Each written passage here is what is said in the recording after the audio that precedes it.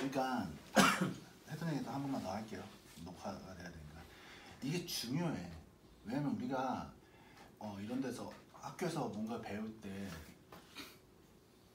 내가 배우는 거의 뿌리가 어떻게 되는지 정리가 되지 않으면은 어떤 그거의 개념을 이해하는데 굉장히 어려움을 겪어요.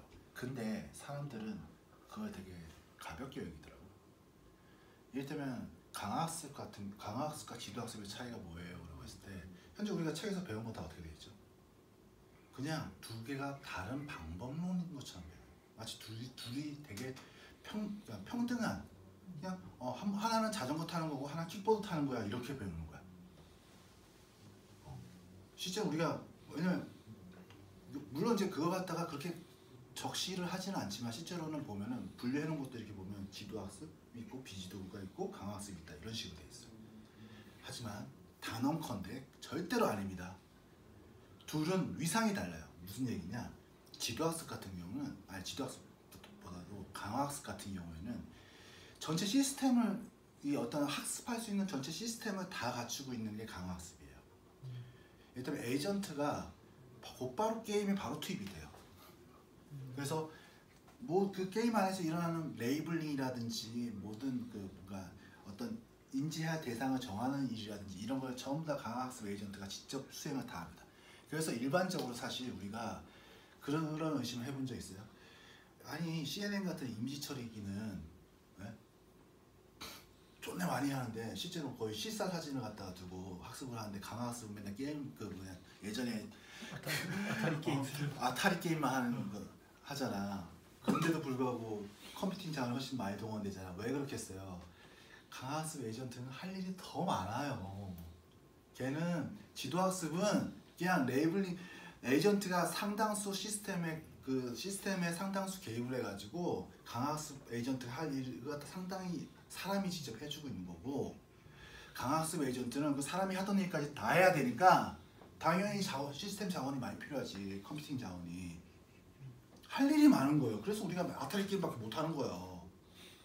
그러니까 이런 어떤 그 체계 같은 거, 그러니까 지도학습이 어떻게 강학습이랑 같은 체계야? 아니야. 지도학습은 어떻게 보면 강학습의 약간 일부분이라고 보는 게 맞아요. 그래서 사실 우리가 인공지능을 만든다고 그러면은 지도학습 해가지고 그냥 이미지 인식이나 하고 하면은 그건 인공지능 아니야.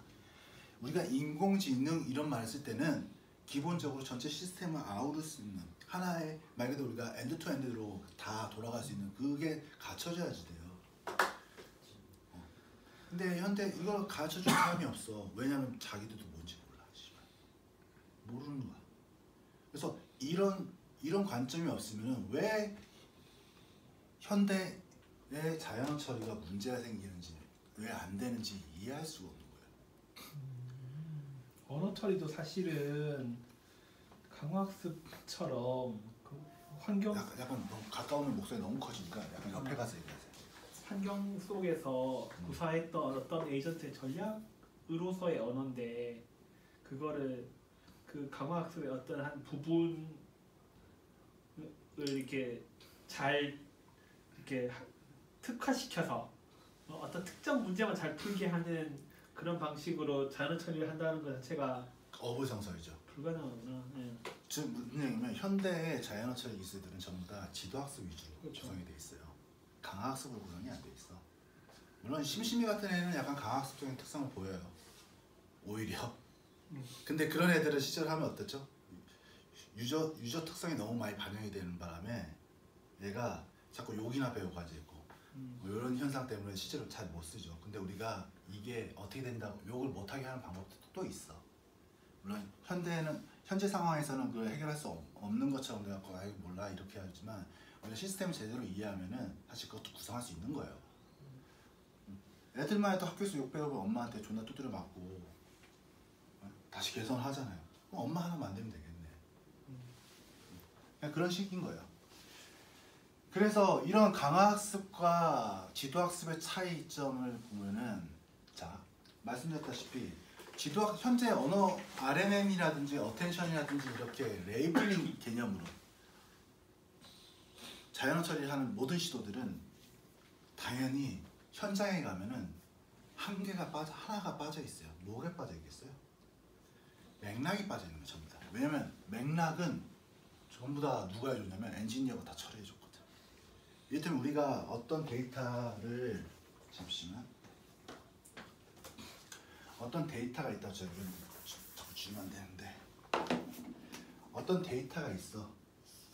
뭔지 몰라. 우리가 만약 이미지 처리라 그러면은 수많은 이미지들, 자연 처리하면 수많은 그 문장이나 뭐 이런 거. 이게 보통 여기에 레이블링이라고 해갖고 짝이 있죠. 이미지라면 레이블링이라고 부르고 언어라면은 의미라고 얘기를 해요. 이거를 무엇의 의미, 가리킨다. 의미라는 말 속에 사실 뭐 뜻 이렇게 하고 뭐 사실 우리가 리프레젠테이션이란 말하고 뜻이란 말하고 되게 연관이 있는 말이에요. 왜냐면은 리프레젠테이션 같은 경우 대표라는 말이에요. 원래 의미야. 근데 그 대표가 무슨 얘기냐면 이걸 대표하는. 그리고 뜻도 이게 뭔가 뜬 거야. 뜬 거. 뜻하면 이게 뭐 딱 뜻이란 말을 들은 순간 우리가 뭐가 덧붙어 있다는 느낌도 좀 들고 떴다는 얘기도. 그러니까 떴다라는 말하고 뜻하고 제가 봤을 때는 어원이 같아요. 한국말이 그냥 나온 말은 아니거든요. 왜냐면 그 말 만드는 사람 생각해봐. 얼마나 고민 많이 했겠어. 떴다라는 말하고 뜬이란 말하고 뜻하고 관련이 있고, 그래서 뜻은 이제 의미라는 말하고도 관련이 있고, 그다음에 리프레젠테이션이란 말도 대표하다라는 말도 있고, 뭐 하여튼 뭐 그런 건데 어쨌든 레이블링은 이름 붙이기인데 그게 사실 의미이고 뜻이고 그게 가리키는 걸 갖다 하려고 하는 거예요. 그런데 이거는 사실 이게 현재 지도학습의 모양이에요. 그렇죠? 이게 요까지 돼 있는 거. 그래서 이 데이터를 많이 넣어주고 이걸 고정시켜 놓는 방식들. 이게 지도학습이에요. 그럼 강학습은 어떻습니까? 강학습은 사실 근데 이거는 어떤 맥락 안에서의 고정이에요. 무슨 얘기냐면 이렇게 어떤 그 데이터를 뭐라고 해석한다는 얘기는 누가 해석한다라는 말이 빠져 있는 거예요. 우리 말하는 거 있잖아. 이거는 이렇게 이건 이걸 의미한다. 근데 누가 그렇게 생각하는데? 우리가 아까 녹화는 안 됐겠지만 나는 이쑤시개를 이거 보세요. 이쑤시개는 이를 쑤시는 것이다라고 하는 건 사실 그건 내 생각인 거고 그렇잖아요. 어떤 사람은 이쑤시개로 장난감을 만드는 사람들도 있어요. 어떤 사람은 성냥개비로 탑을 쌓는 사람도 있고. 즉 무슨 얘기냐면 어떤 의미를 말할 때는 반드시 그 의미를 규정하는 주체가 있어야 돼요. 즉 그러면 이 주체는 누가 됐겠습니까? 엔지니어가 된 거예요, 사실. 여기 엔지니어가 사실 엔지니어가 여기 가로로 해서 들어가 있는 거예요. 근데 사실 이 엔지니어는 뭐로 갖다 하죠? 보통 일반적이다라는 표현으로 이제 대충 들어가는 거예요. 사람들은 일반적으로 이걸 이렇게 생각해. 근데 자연 처리에서 특히 이게 문제가 되는 게 뭐냐면은 일반적이지 않은 경우가 자연 처리에 너무 많아. 레귤러라이제이션이라는 얘기가 사실은 그 어떤 상황에서 통용되는 일반적인 언어 모델. 근데 그런 일은 없어요. 아까 여기서 했지만 누가 쓴 글이냐에 따라서 아가 다 달라. 제가 아라고 하는 거하고 여기 앉아 계신 분이 아라고 하는 거하고 같을 리가 없죠. 왜냐면 사람이 다른데. 전달 대상이 다른 거야. 왜냐면 사람이 다르기 때문에 의미가 다른 거예요. 물론 같은 경우도 있어요. 우리가 가급적이면 이걸 같은 것처럼 만들려고 사실 노력을 하죠. 근데 이렇게 뭐 그냥 그거 어떻게 보면 그렇게 같게 만들려고 하는 건 사실 그 앞에 많은 절차가 숨어 있는 거고 사실은 절대 같지 않아. 어쨌든 다시 이 이야기에 돌아오자면 이 엔지니어라는 혹은 일반적이라는 그러니까 일반적인 사람들의 생각이라는 어떤 이걸로 하는데 이건 늘 함정이 있어요. 당연히 나는 그렇게 생각 안 하는데 나는 이걸 내 마음대로 쓸 거야. 이거 있대. 어떤 사람은 그럴 거 아니야. 고양이를 보고도 우리가 이건 얘기하지 맙시다. 왜냐면 이거 얘기하면 더 헷갈리겠다. 이미지로 얘기하면 어쨌든 언어 같은 경우 특별히 이게 문제가 되는데 그런데 여기 엔지니어가 있잖아요. 자, 이 엔지니어인데 지도학습에서는 엔지니어. 그러면은 강화학습에서 이게 뭘까요? 에이전트예요. 어떤 거에 대해서 해석하는 거는 에이전트가 규정을 합니다. 그럼 이 에이전트는 또 뭐하고 마주보고 있냐? 게임 대상이랑 마주보고 있죠. 이 게임 대상을 풀기 위한 어떤 이 레이블링이 되는 거예요. 우리가 대표적으로 이걸 좀 설명해드리면 뭐냐, 스타크래프트 할 때 99년도에 정말 깜놀했던 게 뭔지 아십니까? 처음 이뮤한이 나왔을 때, 이뮤한이 창조적 파괴자라는 표현을 썼어요. 왜? 이뮤한 이 새끼는 건물로 디펜스를 하는 거 아마 처음 보였을 거예요. 제가 정확하게 기억은 안 나는데 하여튼, 그리고 벙커가 원래 뭐 할 때 쓰는 거죠? 근데 이뮤한은 어떻게 쓰죠? 치즈러시하죠. 벙커링하고 막 이딴 짓을 해. 그러니까 이뮤한은 이게 잘 되는 애인 거야. 맥락을 지 맘대로 막 바꿔버린 거야. 벙커는 수비할 때 만들려고 하는 건데 테란에서 그걸 공격할 때 써버린 거야. 그러니까 무슨 얘기냐면 어떤 거에 대한 의미는 원래는 뭘로 되냐면, 당연히 이뮤한 같은 경우는 나는 그걸 그렇게 쓰지 않겠어. 일꾼을 공격하죠. 생각해보니까. 그쵸. 일꾼도 원래 뭐 할 때 쓰는 거죠? 자원캐 때 쓰는 거야. 근데 일꾼 갖고 막 공격하고 이질하니까 사람들이, 이뮤한 처음 본 새끼들 뭐야 이 개새끼는, 이렇게 되는 거지. 지금 뭐냐면 게임에서 그거 왜 근데 이뮤한이 그렇게 쓸 수 있죠? 왜냐면 일꾼은, 그 게임은 일꾼을 갖다가 꼭 그렇게만 쓰라고 되는 게 아니라 일꾼 자체는 아무것도 의미가 없어. 근데 일꾼을 어떻게 쓰느냐는 내가 그 상대방을 이기기 위해서는 무슨 짓이라도 해야 되는 거야. 그렇잖아요. 그래서 가장 중요한, 우리가 게임이라는 걸 했을 때 제일 중요한 거는 내 게임 상대를 이길 수 있는 이 안에서의 룰만 지키면 무슨 짓이라도 해야 되는 거야. 그래서 벙커도 다른 의미로 쓰일 수도 있는 거죠. 그래서 사실 요거까지 다 포함하면 이제 이게 강화학습인 거예요. 그래서 강화학습이 지도학습을 품고 있는 겁니다. 원래 개념적으로 봤을 때. 그렇죠. 이렇게 해서 이긴다. 근데 그럼 아니 우리가 늘 게임하듯이 뭔가 이기는 건 아니잖아요 라고 하는데, 보통 그래서 이제 게임 대상이 꼭 이기는, 실제로 우리 생활에서는 꼭 이기는 대상이라고 하면 대부분 다 어떤 짝의 형태로 나타나요. 짝. 그래서 요거에 대한 거는 또 이제 또 다른 좀 약간 깊은 얘기라서, 철학적인 얘기라서 요건 좀 이제 빼먹고 나중에 얘기할게요. 판정자가 어떻게 판정하냐에 따라 짝짓는 게임도 되고 이기는 게임도 되고. 이건 그냥 사실 여기 뭐겠어요? 1 더하기 1은 2예요. 그냥 1 더하기 1은 2라고 되는 거야. 그냥 정의야, 정의. 그렇잖아. 벙커링은 뭐를 이길 수 있다라고 정의해버린 거예요. 그냥 정의가 된 거야. 왜냐면 마치 우리가, 그럼 얘가 그렇게 정의는 안 했는데, 아니야. 이기는 게 곧 정의가 되는 거야. 게임에서는. 근데 이때 게임은 제가 맨날 얘기하지만 그 꼭 컴퓨터 게임만 얘기하는 게 아니라 이 세상의 모조리 다 게임의 형태를 가지고 있다. 심지어는 양자역학까지도, 상대성 이론도 그렇고, 그런 거 이야기하고 싶은 거군요. 요거 좀 이해돼요? 그러니까 어찌 보면 어렵진 않죠? 게임 그러니까 연산자라고 했잖아요. 네. 그럼 사실은 방금 그 엔지니어나 에이전트 안에 그 작은 박스 안에도 또 다른 연산자로 정의되는 또 다른 게임이 있는 거고, 어찌 보면 지도학습이라는 게 좀 미니 게임이네. 게임 안에 있는 어떤 미니 게임인데. 그러니까 그렇죠. 연산자를 고정시켜놓고. 우리가 왜 유전자 알고리즘으로 얘기하려고 했던 게 그거잖아. 거대한 틀이 하나 있고 이 안에 이 짝을 갖다 하기, 이것도 어떻게 보면 임유한과 이준열이라는 어떤 짝이 있다면은 이것도 짝도 사실 조합이에요. 이 게임을 표현하는 수많은 조합 중에 하나인 거야. 그 다음에 그가 쓰는 전략도 그 수많은 그 게임, 어떻게 보면 이게 하향식 전개 방식인 거죠. 연역적 전개 방식. 즉 이거는 얘가 여기서 벙커링을 쓸 수 있는 건 뭐죠? 스타크래프트라는 어떤 큰 틀 안에서는 유효한 거예요. 제가 한정적이라는 말을 쓸 때는 뭐냐면 이걸 기준으로 한정적이라는 말이에요. 아무거나 쓸 수 있어? 못 쓰죠.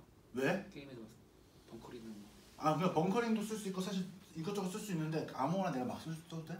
나는 일꾼을 200마리 뽑아서 가겠어. 쓸 수 있어? 왜?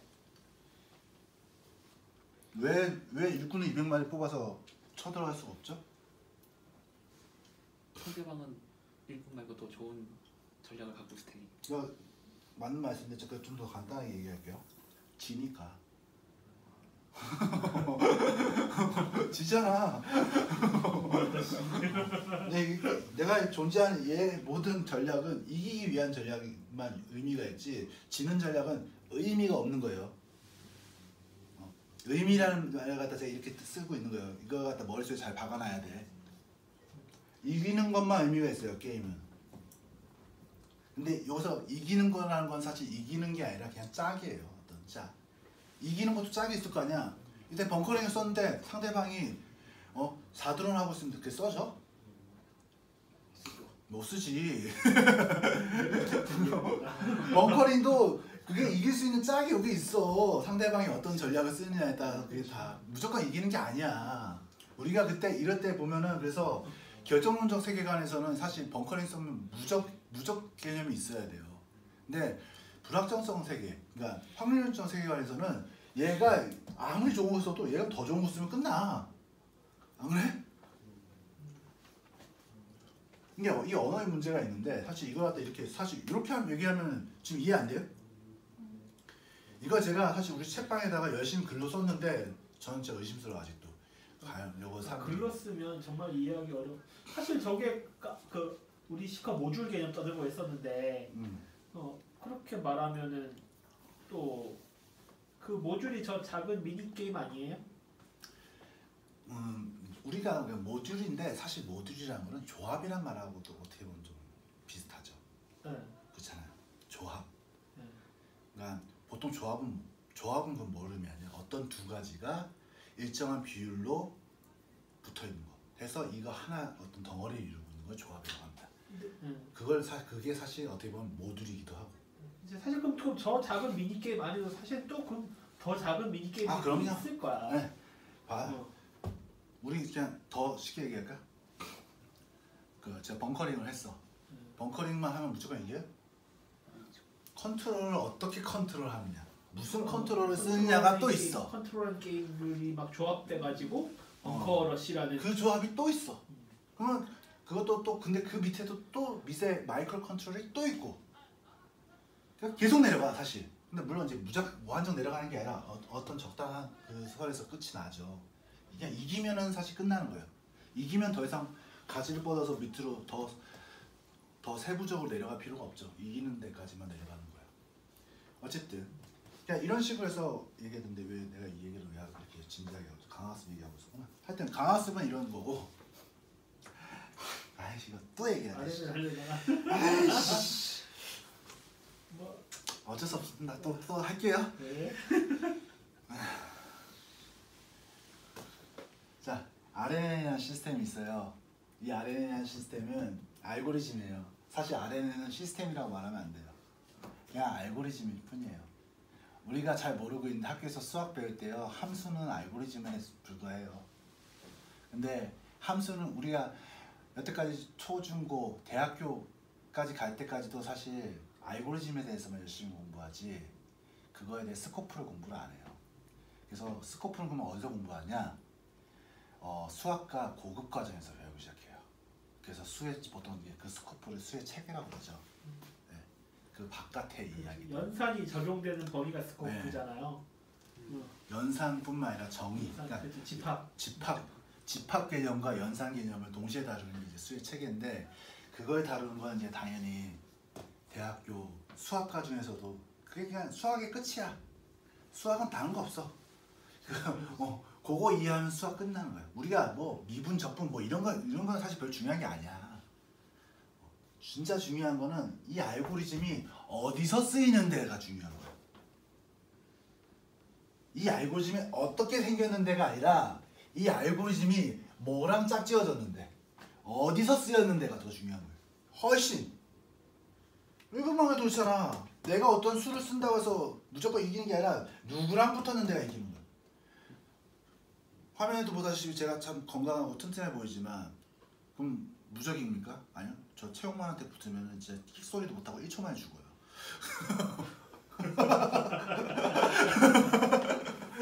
안 그렇겠냐고. 내가 누구랑 붙느냐에 따라서 그 결과가 달라지는 거야. 내가 아무리 내 이소룡이면 뭐해? 최영만한테 이소룡이 돼? 최영만에게 안녕 이렇게 하면 끝나는 거지. 그렇잖아. 그리고 그게 또 누구랑 붙느냐만 중요해? 더 자세히 얘기할까? 어떤 게임인데가 중요해. 제가 최영만을 이길 수도 있죠. 어떻게? 전으로. 어? 아니 최영만하고 어렵게 있어. 아니 성장 쌓기 게임을 하면 내가 최영만 이제 이길 수도 있을 것 같아. 내가 최영만하고 주먹 싸움을 하면 내가 무조건 지죠. 근데 내가 최영만이 손가락이 크니까 나는 손가락이 작을 거 아니야. 이따가 최영만 이따만 하더만. 제가 180인데 걔 2m 넘죠? 훨씬 높죠. 네. 지금 무슨 더 섬세한 거는 내가 더 잘할 거 아니야. 그렇잖아. 다른 게임을 하면 내가 최영만 이길 수 있다고요. 그래서 여기서부터 시작되는 거예요. 이게 무슨 게임인데 부터 이야기가 시작돼야 되는 거예요. 이걸 그래서 얘기하는 거예요. 그래서 무슨 게임인데 누구랑 붙는데 나는 무슨 전략을 쓰는데 그 전략은 또 어떻게 쓰는데 사실 이렇게 하향식으로 논리 전개가 돼야 된다는 거예요. 우리가 보통 근데 어떻게 하죠? 사람들은 이거를 자꾸 어떻게만 얘기를 해. 이 바깥에 있는 요 게임과 게임 대상은 얘기를 안 하고 이것만 자꾸 얘기하는 거야. RNN도 알고지만 얘기하지 데이터 구성에 대해서는 절대로 얘기를 안 해. 그래서 말씀드리지만 데이터 구성에 대해서 했던 오늘 한 3번째 얘기하고 있는데 지금. 근데 거기서 질문이 하나 있는데 네. 우리 사친계를 지정해야 된다. 사실은 만약에 그러면 지금 저번에 게임 얘기했지만 그럼 그 사실 그 게임에 또 게임 또 있고 할 거 아니에요. 그럼 도저히 어디서부터 시작해야 될지 끊을 수가 없잖아. 그래서 지금 데이터 얘기를 하실 건데 그 데이터라는 것도 사실은 걔를 어떻게 지정했느냐에 따라 데이터 정의가 달라질 것 같거든요. 근데 보통 우리가 실제로 일상생활에서 이렇게 되면은 뭐 그냥 트리도 위로 한도 끝도 없이 올라갈 것 같고 밑으로도 한도 끝이 없이 내려갈 것 같잖아요. 그렇죠. 근데 그렇게 잘 안 돼. 실제로는 뭐냐면 반복돼요. 한복. 예, 비슷한 패턴이 계속 반복돼요. 우리 데자뷰란 말이 왜 나왔어? 예, 실제로는 비슷한 행동들이 비슷한 계층에서 비슷한 일들이 계속 반복돼요. 왜냐면은 그렇게 될 수밖에 없어. 실제로 시스템이라는 게 내 위에 이 게임도 그냥 있는 게 아니라 이렇게 막 올라갈 것 같지만 그 위에 사실 이 게임을 규정하는 뭐 딴 것도 또 있어. 근데 그게 원래 이 이전 단계에서는 다 이미 규정이 되고 다 돼 있는데 여기 무규정 아직까지 무규정은 여기서부터 시작되는 거예요. 무규정에서 규정으로 갖고 이제 되는 거야.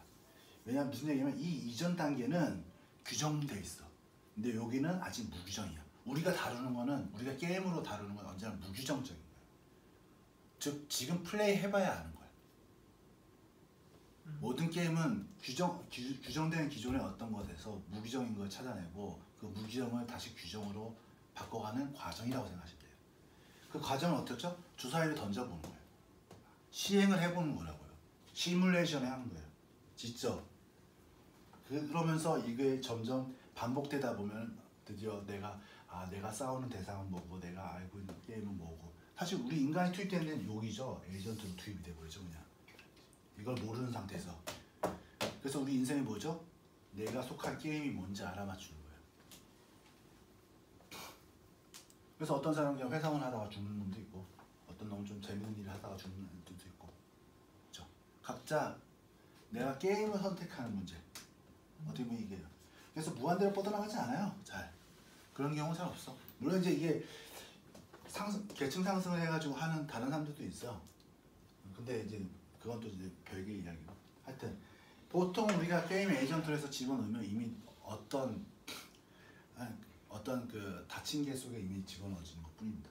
우리가 에이전트를 어디에다가 투입했어 이 말 자체에 이미 우린 닫힌 개가 성립된 상태에서 에이전트를 집어넣어요. 에이전트가 그래서 인공지능이 절대로 그 게임을 설계한 사람을 벗어날 수가 없는 거예요. 왜냐하면 그 에이전트가 그 게임을 설계한 사람을 벗어나는 순간 에이전트가 부정돼 버려요. 왜냐하면 내가 집어넣을 때 게임을 긍정하고 에이전트를 집어넣기 때문에. 우리가 일상생활에서도 이런 거 많이 겪어요. 이를테면 학교 같은 데 간다고 생각해봐. 학생이 선생님한테 개기다가도 어느 순간 느껴요. 더 이상 못 개기는 지점이 생겨요. 그거 거기까지 개겼다가는 아예 학교라는 게임 자체를 부정해버리는 부정해버리는 거예요. 자기가 잘리네. 잘리는 게 문제가 아니라 왜냐면 그 게임은 내가 더 이상 학생이 아니라는 순간 그 게임에서 내려가야 돼. 버스에서 내려야 돼. 사실 그러니까 선생님의 매가 무서워서 그걸 갖다가 하는 게 아니라 그 게임에서 벗어난 순간 더 이상 나는 학생이 아닌 거야. 그게 두려운 거야. 인간은.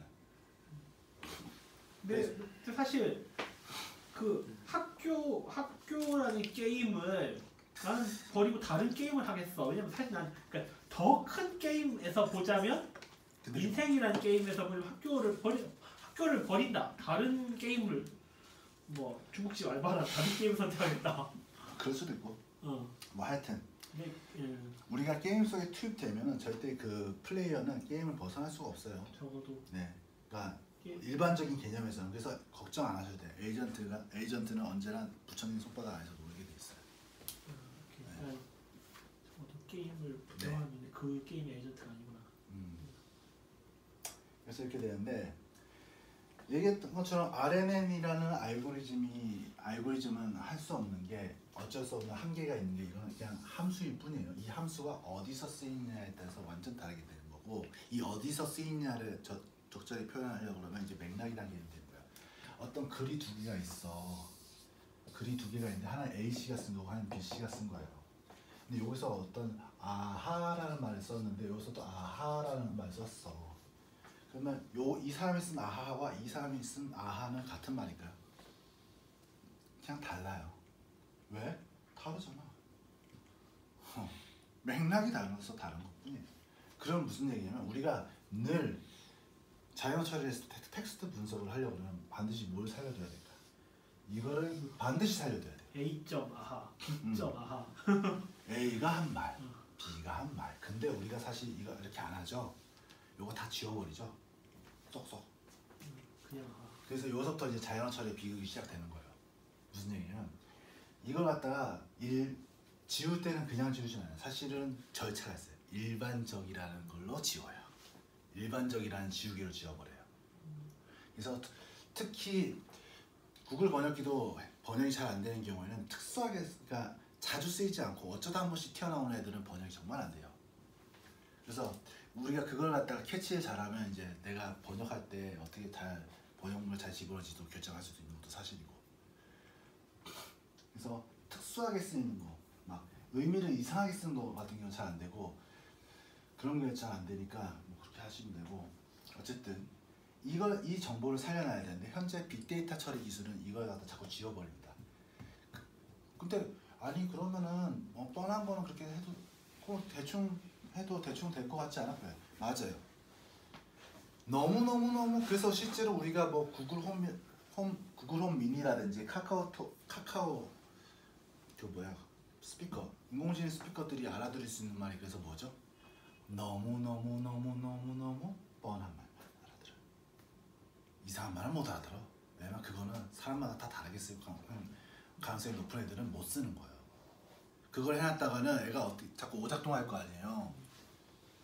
그렇지 않겠어요? 그러면은 아까 우리가 구글홈 미니한테 그거 하고 싶었었잖아. 구글홈한테 이제 음악의 어느 부분 10분부터 틀어줘, 뭐 1분부터 틀어줘, 뭐 이런 얘기를 하려고 그러면 즉 무슨 얘기냐면 구글홈 미니한테 명령어가 입력될 수 있는 거는 단발적인 명령밖에 입력이 안 되는 거예요. 맥락적인 정보, 그러니까 이 음악을 플레이를 한 문장 됐죠. 그다음에 이 시퀀스 상에서 이 게임 이 안에서 그 다음에 10분, 그러니까 1분 지난 다음에 틀어줘라는 걸 하려면 말 그대로 이게 시퀀스처럼 혹은 트리처럼 계속 구조가 연결돼야 되는데 이 중간 연결자를 뭘로 할 거야? 그러면 얘가 구글홈 미니가 나한테 물어봐야 되는 거예요. 이거 두 개를 이게 앞에 거랑 연관이 있습니까? 라고. 무슨 얘기냐면 아까도 그런 거였어요. 도대체 얘는 그래서 시퀀스 개념 자체가 없어요. 그러니까 맥락 개념이 없다 보니까 아까 우리가 얘기했던 게 뭐죠? 1분부터 틀어줘라고 하는데 1분부터라는 노래 제목이 있는지 어떻게 아냐고. 그럴 수도 있잖아요. 그러니까 그걸 구분할 방법이 없는 거예요. 그래서 어쩔 수 없이 얘는 단발성 질문밖에 못하고 그리고 실제로 또 훈련돼 있는 것도 다 그따구라. 그래서 우리가 얘한테 명령할 수 있는 게 한계가 분명해요. 그러면 이렇게 그럼 새로 그러면 결국 이제 문제는 해결하는 방법은 딱 너무너무 간단해요. 이렇게 하면 되지 않냐? 레이블링은 그러니까 이게 누가 말했는지 하면 될 것 같아. 근데 이렇게만 하면 해결이 될까? 아 그러면 이게 얘가 자연 처리가 되겠어요? 이렇게 이름을 살려놓으면 너무 이제 이게 많아지는 거야. 그냥 아하 딕션 그냥 단어 개수만 해도 10만 개가 넘는데 A.아하와 B.아하 달라지면 워드 개수가 몇 개가 될 것 같아. 그래서 우리가 그러면 이 문제를 인간은 어떻게 해결했느냐? 요 위에 하나 더 올려놓죠. 그 사람 누가 쓰느냐도 어느 정도 해서 맥락을 그 위에 하나 더 해놓은 거예요. 소설가 그렇죠. 그러니까 집단을 갖다가 어느 정도 만들어 놓고 시작해요. 이럴 때면은 너무 차이가 많이 나면 안 되니까 물론 특수한 경우는 특수하게 쓰고 그거는 그리고 대부분의 경우에는 이제 남자, 뭐 여자, 아니면 학생 뭐 이런 식으로 해서 기본적으로 이걸 어느 정도 틀을 갖춰 놓는 거예요. 그 방법으로 요거를 해결하고 있어요. 인간은 사실. 안 그러면 병원 수가 너무 많아져 버리니까. 그래서 자연스럽게 우리도 실제로 인공지능 구현할 때 이런 것도 쓰게 될 거예요. 이게 추상화인 네, 거죠. 맞아요. 그래서 저런 것도 쓰게 될 거고. 그러면 결국 그러니까 뭐 A.아하, B.아하, C.아하, Z.아하 엄청 많아. 근데 이제 A랑 B는 묶어지는데 A랑 C는 안 묶인다. 근데 잘 보세요. 사람들 근데 그럼에도 불구하고 학생이지만 학생도 특수한 상황이 생길 수 있잖아요. 그래서 그러면 이게 실제로는 의미가 다르게 쓰일 수 있단 말이에요. 그래서 인간이 이때 맨날 그래서 헷갈리기 시작하는 거야. 사실 인간은요 맥락 변화에 존나 취약해요. 맥락 조금만 바뀌어도 못 알아들어요. 왜냐면 장난치기 딱 좋잖아. 야 개새끼야! 근데 생각해봐. 친구한테 개새끼야라고 하는 거하고 선생님한테 개새끼야라고 해도 돼? 다르거든요. 그러니까 그런 식으로 우리는 다르다는 거 개새끼야라는 말이 유효한 범위를 우리는 그 짝으로 알고 있는 거야. 내가 누구한테는 개새끼가 해도 돼. 근데 이게 문제가 되는 게 뭐냐? 이게 그렇게 말해놓고서 나중에 이런다니까? 사실은 주어가 없지롱. 그건 사실 너한테 얘기한 게 아니야. 뭐 이런 식으로 장난을 쳐. 뭔가 사람도 그게 장난거리가 된다는 걸 아는 거예요. 마치 제가 요 앞에 있는 사람 보고 야 이 개새끼야 해놓고 그러면 이 새끼 요 상대방이 왜 씨발 그러면 사실은 너를 쳐다보고 있지만 내 마음속에서 얘기한 거야. 그건 말도 안 되는 우리한테 던다. 왜? 혼잣말이었어요. 그래? 그냥 아니 제가 말을 하고 싶어서 얘기한 것 뿐인데 당신한테 욕한 게 아니에요. 뒤통수 지나가서 뒤통수 딱 때린 거 막 히토카니까 딱 때려 친구인 줄 알았어요. 내 친구 죄송합니다. 그러면 존나 어이없잖아. 왜냐면 그게 순간 맥락을 바꿔버린 거예요. 내 마음대로. 이명박이 그랬잖아. 주어가 없습니다 이러잖아. 그게 주어가 뭐야? 이 주어가 아니라 나는 이 상태에서 얘기를 한 게 아니라는 거예요. 그러니까 저게 사실 그러니까 A, B가 개별 사람이 되어버리면 도저히 이거 감당이 안 되고 그래서 그냥 뭐 친구 관계 뭐 이런 식으로 그쵸. 어떤 그런 우리가 흔히 관계를 표현하는 부부 관계라든지 사제 관계라든지 사실 이런 걸로 표현을 하죠. 그러니까 규정 안 된 관계에 뜩 빠지는 순간 막 어쩔 줄을 모르고 막. 자, 그래서 어쨌든 대강 뭐 이런 걸로 되는데 근데 사람이 이렇게 복잡하게 하고 근데 우리가 이거 어떻게 만들죠? 전혀 어렵지 않습니다. 요것만 계속 반복되는 거예요. 그냥 이렇게 복잡한 거 어떻게 하죠? 아니야 괜찮아 안 복잡해. 요것만 계속 반복되는 거야. 우리가 뭐 하나를 갖다 만들 때는 이런 걸 갖다 그 위에 또 만들어. 그냥 그뿐이야. 이것만 위아래로 계속 반복되는 거야. 우리 인생이 다 그래.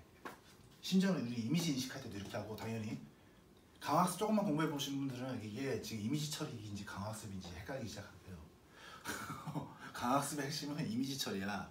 뭐냐면 이미지 처리가 무슨 말이죠? 레이블링 처리인 거고 지도학습을 어떻게 하느냐에 따라서 어떻게 잘하느냐에 따라서 강학습의 성패가 갈려요.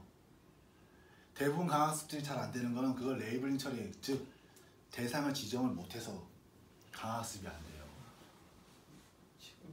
그래서 우리가 선행학습이라고 해서 그 레이블을 집어넣는 순간 강학습들이 전부 다 잘 풀리는데, 대표적인 게 최근에 풀렸던 몬테주마 리벤지 같은 경우에도 그걸 갖다 사람이 해주잖아요? 그 타 플레이어가 한 거 갖다 넣어주는 순간 그게 사실은 그게 레이블링 해준 거예요. 그래서 그 레이블링만 되면은 강학습들은 사실 강학습 문제도 아니야. 강학습은 거의 그냥 트리에서 갈림길만 정하면 되는 문제이기 때문에 그거는 바둑판도 푸는데 그 몬테주마 리벤지 갈림길 몇 개 되겠냐고. 많아봐야 100개 아니야. 경우의 수는 몇 개 안 돼. 갈림길이라고 해봐요. 그러니까 바둑도 푸는데 그런 건 별로 안 돼. 문제는 바둑은 레이블링 할 게 없어요. 선으로 쫙쫙 격자로 예쁘게 해놨잖아. 바둑돌이 격자 요 지점 말고 다른 데 갈 일이 있나? 야, 그 바둑판 자체가 레이블이다. 바둑판 자체가 이미 레이블링이 다 돼 있어요. 명확하잖아. 대상이 뭐고 그 대상에서 움직일 수 있는 길이 명확한 게 바둑판이에요. 그래서 바둑판은 잘 풀리는 거예요. 솔직히 우리가 바둑판이 어려운 게 아니라 제일 풀기 쉬운 게 바둑판이었어. 왜냐면 이미지 인식은 안 해도 되잖아. 근데 대부분 강학습들이 이미지 인식한다고 머리 다 빨개지는 거야. 지금 왜냐면 말한 이미지 인식이라 하면 지금 무슨 상황이지? 지금 무슨 게임이지? 아니 그게 문제가 아니라 게임에서는요, 바둑판은 내가 바둑돌이 뭔지 몰라서 어려움을 겪지는 않잖아. 근데 몬테주마 리벤지를 해본다고 치자고, 아니면 우리가 흔히 얘기하는 뭐 갤럭을 한다지, 벽돌 브레이크아웃을 한다고 해도 지금 바둑돌이 뭔지부터 찾는 게 중요해. 뭐 지금 마리오에서 버섯이 귀여운데 이 새끼가 그러니까 버섯이 뭔지를 모르는 거야. 내 버섯이 몸이 뭔지도 모르고 그 문제부터 풀어야 되는 거예요. 왜냐면 그리고 그래서 반드시 실제로는 가정법이 들어가 있어요. 이게 이거일 때는 얘는 그래서 그때 한번 문제를 풀어보고 그다음 또 바꿔. 일단 어떤 걸 하나를 갖다가 대상으로 두고 나는 요만큼이라고 생각하고 또 그걸 해. 그다음에 또 문제를 풀어봐. 그래 하다가 문제가 좀 잘 풀리는 게 있으면 그게 이제 결정되는 거예요. 그래서 그럼 얼마나 경우의 수가 벌써 생각해봐. 경우의 수가 존나게 늘어나잖아. 왜냐면 대상을 갖다 고르는데 실제로는 만약 픽셀이라고 생각해봐. 그 픽셀 점 하나 찍고 덜 찍고에 따라서 이게 전략이 다 바뀔 수도 있는 거야 이게. 그렇잖아요. 그래서 강학습이 의외로 안에서 쉽게 문제가 안 풀리는 거야. 근데 오히려 그렇기 때문에 이런 걸 또 알고 나면은 알고리즘 만들 때 이걸 반영하면 또 쉽게 풀 수가 있는 문제인 거예요. 그러니까 우리가 제가 계속 이런 얘기를 하는 이유는 뭐냐면 단순히 자연어 처리 잘하자고 이런 얘기를 하는 게 아니라 사실 이런 걸 갖다 에이전트가 아니라 엔지니어들이 이런 걸 좀 이해를 하고 나면 당연히 문제 존나 잘 풀어요. 합이 쓰고 지랄이고 구글이고 뭐고 간에 그런 애들한테 쫄 필요도 없고 걔네들 별로 대단한 거 아니야. 걔네들이 이거 모르고 풀고 있어. 우리는 알고 풀잖아. 다만 우리가 인공지능 할 때 쪼는 이유가 뭐죠? 수학을 존나게 어렵게 써놓잖아 이 개새끼들이. 근데 알고 보면 그 수학도 별거 아니야. 뭐 기껏해야 딥러닝은 사실 미분적 분할 줄 알면 되고요. 안 그래? 확률이라 해봐야 확률은 주사위 던지기 그거 약간 복잡하게 꼬아놓은 거고요. 네? 크로스 엔트로피는 그냥 카드 놀이 할 때 이진법, 사진법 그것만 알면 되는 거고요. 로그는 그거 뒤집어 놓은 거고요. 그냥 그거밖에 없어. 근데 그걸 써놓으면은 나처럼 이제 수포자들이 뭐가 안 되냐면 그걸 기호화 시켜서 하는데 그게 직관적으로 이게 머리에 잘 안 들어오는 거야. 왜냐면 또 기호가 머리에 안 들어가잖아요. 임의적이기 때문에. 인위적이라서. 왜냐면 저는 그 기호 속에 저 같은 사람들은 그 기호가 그 기능을 표현해야 된다고 생각하는 사람들이거든요.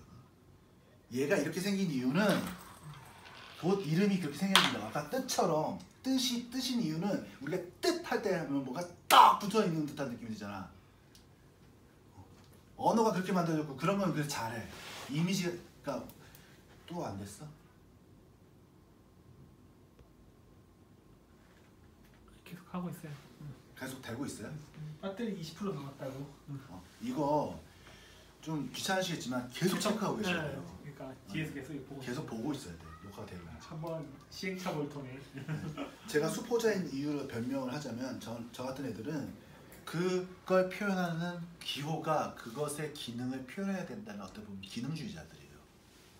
그래서 그걸 갖다 수학 같은 경우는 제가 봤을 때 루트는 앞만 봐도 그걸 표현하는 것 같지 않습니다만, 물론 루트도 약간 분수 같은 느낌 들긴 해서 그렇게 표현을 하고 있지만, 사실 저 같은 사람들 입장에서 봤을 때는 납득할 수 어렵죠. 납득하기 어렵죠. 그렇겠죠? 이게 뜻이란 말이 뜻이 되는 이유는 우리 혓바닥이 딱 해갖고 이게 딱 본드 같은 느낌이 드니까 딱 하는 거야. 리프레젠테이션 리프레젠테이션이 아니구나. 하여튼 프레젠테이션 프리란 말도 원래 프리란 말이 뭐겠어요? 프리가 앞이란 말이잖아 영어에서. 그럼 프 하면 뭐가 침 뱉을 때 프 하는 것처럼 비슷해갖고 앞에 하는 거랑 관련이 있어요. 만들 때 처음 그렇게 만들었어요. 왜냐면 그렇게 해야 다른 사람한테 전달하게 해줄 거 아니야. 그래서 그런 언어는 잘 배우는데 이런 수학 같은 건 못 배워서 그래서 수포자가 된 거예요. 사실 그렇다고 해서 수학을 못하는 게 절대로 아니에요. 나 수학 잘해 원래.